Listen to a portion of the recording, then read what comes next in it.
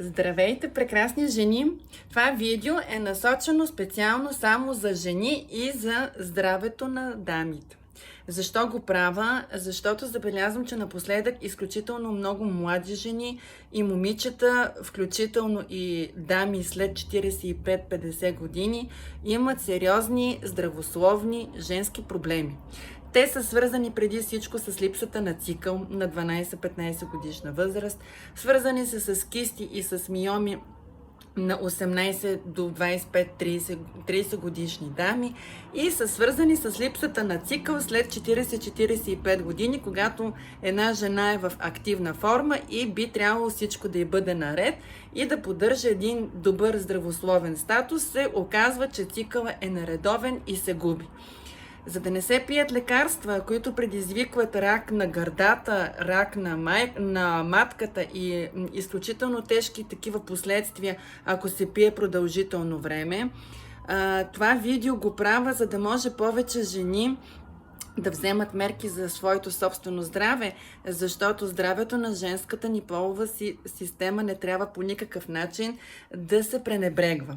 Кои са признаците, че имаме хормонален дисбаланс? Първото и основно нещо, по което се познава, това е или обилният цикъл, или липсата на цикъл, придружен с много болки.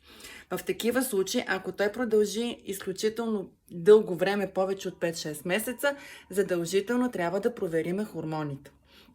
Второто основно нещо, по което можем да познаем, че имаме проблем с хормони, това е рязкото напълняване без изобщо да се храним. Тоест, когато станем ни такива пухкавички и пълнички, това показва, без да се храниме, разбира се, това показва, че имаме някакъв хормонален дисбаланс.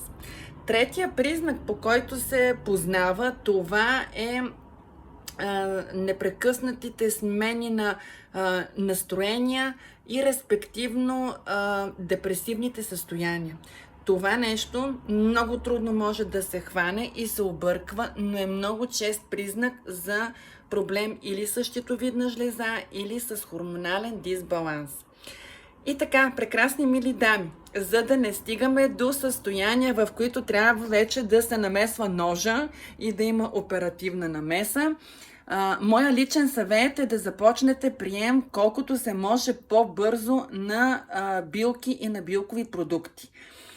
Хубавото е, че те задължително помагат. Лошата новина е, че трябва да се пият продължително дълго. Но всяка една жена, която обича себе си, иска да се грижи за външния си вид, да бъде добре и най-вече да бъде здрава, трябва да предпочете здравето пред каквото и да било. Имам две предложения, които са изключително полезни, много помагат и затова направих цялото това видео, за да може повече жени да се възползват и да сме здрави.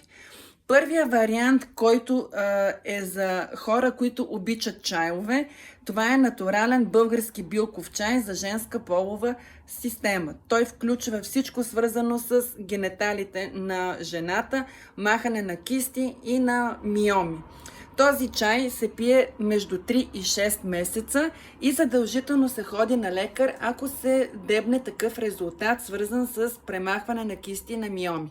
Втория вариант, който сега искам да ви го покажа, това е вариант на Менолек. Това е тинктура, която е билков продукт, капе се директно в чаша с 2 пръста, 3 пръста вода и се пие. Това е за дами, които могат да го пият както и превантивно, така и за лечение срещу кисти, миоми до 5 см, уточнявам, до 5 см.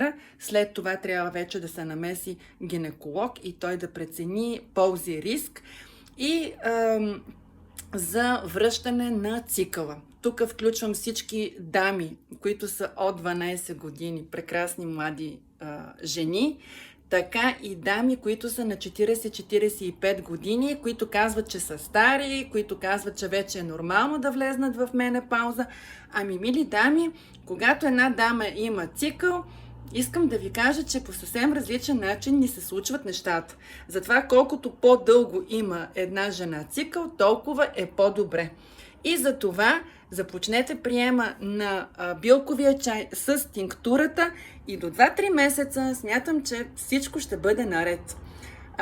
Оставям под това видео линк и за чая и тинктурата и ако имате някакви въпроси, сте добре дошли на номера, който ще бъде под самото видео.